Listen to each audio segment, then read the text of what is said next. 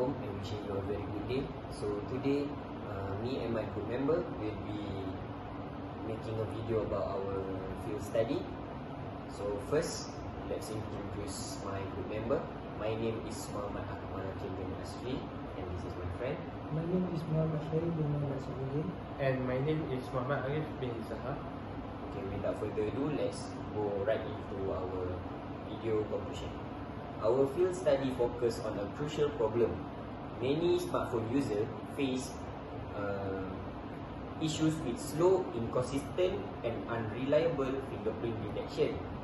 When using all the sensor, this traditional system, optical and capacitive, often fail under common condition like moisture, dirty or oily finger.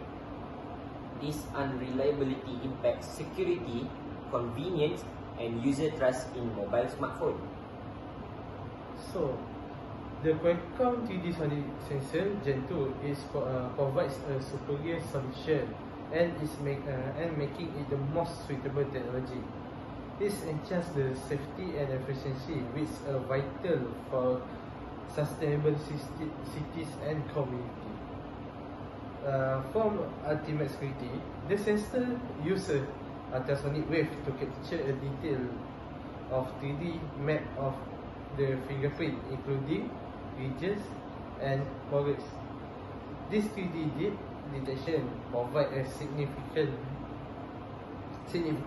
more reliable authentication and make it virtually impossible to spoof with a fake image. From the reliability in the all condition, unlike the older sensors, the ultrasonic wave penetrate the surface moisture to read the deeper fingerprint structure.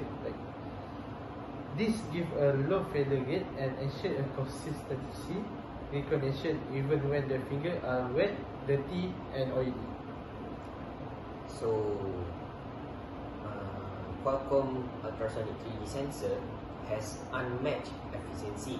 It boasts the fastest response time, approximately 200 milliseconds, and a very low false detection rate, which is less than 2%.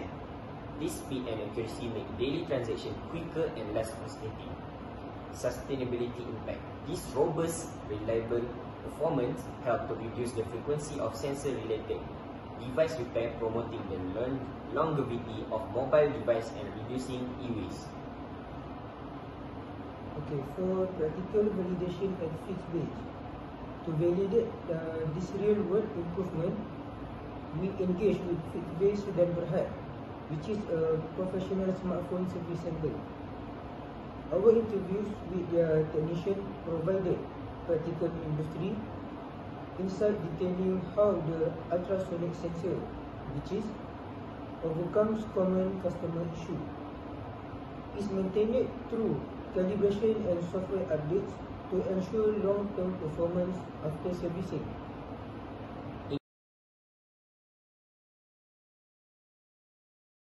Assalamualaikum warahmatullahi wabarakatuh. Nama saya Muhammad Akmal bin Asri dan kawan saya. Saya Muhammad Syarif bin Muhammad Sabuddin. Dan hari ini saya bersama Abang Haikal.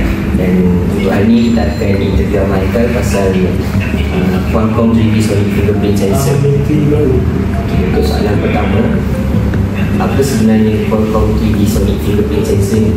Qualcomm sensor yang menggunakan teknologi ultrasonic macam gelombang jari untuk tangkap industri. Bukan macam sensor optik biasa yang baca permukaan je. Ini boleh baca. Nama saya Muhammad Akmal bin Asri dan kawan saya. Saya Muhammad Syarif bin Muhammad Sabuddin. Dan hari ini saya bersama Abang Haikal. Dan untuk hari ini kita akan interview Abang Haikal pasal Qualcomm 3D Sonic fingerprint sensor. Okay, untuk soalan pertama, apa sebenarnya Qualcomm 3D Sonic fingerprint sensor ni? Qualcomm sensor yang menggunakan teknologi ultrasonic macam gelombang jari untuk tangkap industri. Bukan macam sensor optik biasa yang baca permukaan je. Ini boleh baca tulisan halus sampai bawah. So untuk soalan kedua, apa beza dia dengan sensor cap jari biasa? Okey, kalau sensor cap jari biasa, contohnya optik kalau positif, dia rekod permukaan saja. Jari yang kawakan 3D ni dia lebih secure sebab boleh detect kedalaman. Jadi susah nak kira, bagi siapa dia boleh letak bawah screen pun lebih senang untuk user. Kalau untuk soalan yang ketiga pula, kalau jari basah ataupun kotor, boleh ke detect? Boleh, itu antara kelebihannya. Sebab guna ultrasonic, dia tetap dia scan dengan tepat walaupun jari basah, berminyak ataupun berminyak.